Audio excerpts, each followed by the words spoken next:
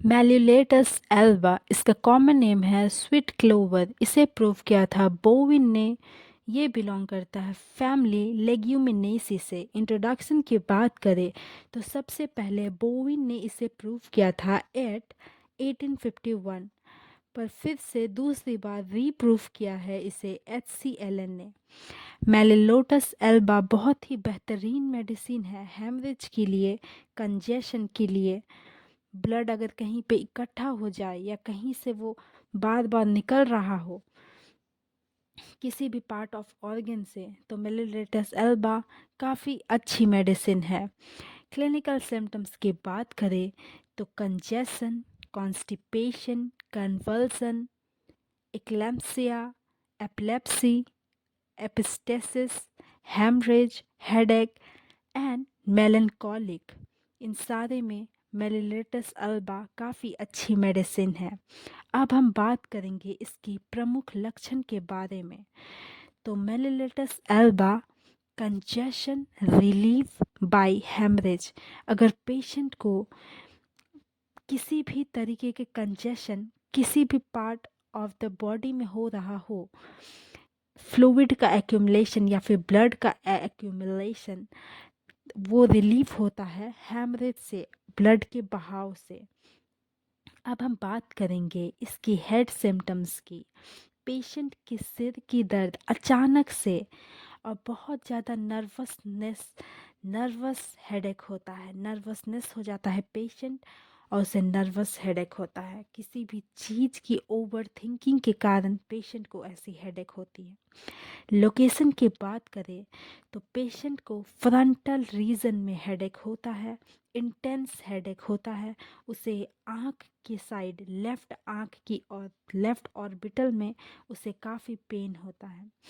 Pen की sensation की बात करें तो पेशेंट को इंटेंस ऐसा लगता है वेव लाइक, जैसे समुद्र की लहरें। वो रिदमिक हेडेक होता है, वो आता जाता ऐसा हेडेक होता है।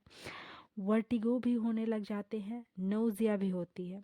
पेन की कैरेक्टर की बात करें तो नर्वस हेडेक, हर एक हफ्ते में आने वाली हेडेक और हर 4 हफ्ते में आने वाली हेडेक होती है। मॉडलिटीज़ की बात करें तो पेशेंट को चलने फिरने या फिर किसी एक चीज़ के बारे ओवर थिंकिंग, सोचते रहने के कारण उसे हेडेक होती है। एमलरेशन की बात करें तो पेशेंट को आराम से रिलीफ मिलता है, या फिर वो यूरिनेशन करे यानी कि टॉयलेट जाए तो उसे आराम होती है। एपिस्टेक्सिस हो यानी कि नाक से अगर खून निकल जाए तो उसे आराम मिलती है। मेंस्ट्रुएशन हो यानी कि फीमेल अगर अपने पीरियड्स यानी कि अपने मेंस में जाए तो उसे आराम मिलती है। कॉन्कॉमिनेंट सिम्टम्स की बात करें, कुछ ऐसे सिम्टम्स जो इस मेडिसिन के लिए एक पिक्यूलर सिम्टम साबित होते हैं, जैसे कि पेशेंट को वॉमिटिंग होगा, पेशेंट के हाथ और पैर दोनों ठंडे रहेंगे, पेशेंट का चेहरा काफ़ी लाल हो जाए और उसे हेमरेज हो रहा हो फ्रॉम एवरी ऑर्गन, तो ये मेडिसिन काफ़ी अच्छी हो साबित होती है। कॉन्स्टिपेशन की बात करें तो पेशेंट को बहुत डिफ़िकल्ट होता है, स्टूल होने में बहुत पेनफुल होता है। पेशेंट को ऐसा लगता है जैसे उसका एनस फूल गया हो। पेशेंट को तब तक डिज़ायर नहीं होती है स्टूल की जब तक लार्ज एक्यूमुलेशन ना हो जाए उन उसकी एनस पे। पेशेंट को कन्वल्सन होता है, नर्वस कन्वल्सन होता है। ये बच्चों में पाया जाता है कि बच्चे अगर इंजरी हो गया हो बच्चों को, हेड इंजरी, और उसके बाद उसे कन्वल्सन आ रहे हो, तो मेलिलेटस अल्बा काफ़ी अच्छी मेडिसिन है। ड्यूरिंग डेंटेशन, जब बच्चों में दांत उग रहे हो उस वक्त उसे कन्वल्सन आए तो ये मेडिसिन काफ़ी अच्छी है। एक्लेम्सिया के कंडीशन में यानी कि जब वुमन प्रेगनेंसी के दरमियान उसे हाई फीवर या फिर कन्वल्सन आ रहे हो तो ये मेडिसिन काफ़ी अच्छी है। मिर्गी में भी ये मेडिसिन काफ़ी अच्छी है। अब हम बात करते हैं इसके माइंड सिम्टम्स में। पेशेंट पेशेंट अपने दिमाग एक जगह स्थिर नहीं कर पाता। पेशेंट को दूसरे दूसरे ख्याल आते रहते हैं, वो बहुत फ्रीक्वेंट हो जाता है अपनी सोच में। पेशेंट की मेमोरी पावर काफ़ी कम हो जाती है क्योंकि वो बहुत सारी बातों को एक साथ सोचता है, उसे पढ़ाई की चीज़ें याद नहीं रहते। पेशेंट चाहता है कि वो छुप कर पूरी दुनिया से छुप जाए, कहीं छुप कर कहीं बैठ जाए। पेशेंट को अलग अलग डिल्यूज़न होते हैं, पेशेंट को लगता है जैसे ये ऐसा होगा वैसा होगा, पेशेंट अपने में कहानी बुनने लग जाता है। पेशेंट को ऐसा लगता है कि पूरी दुनिया सिर्फ उसी की तरफ देख रही हो। पेशेंट काफ़ी रिलीजियस हो जाता है।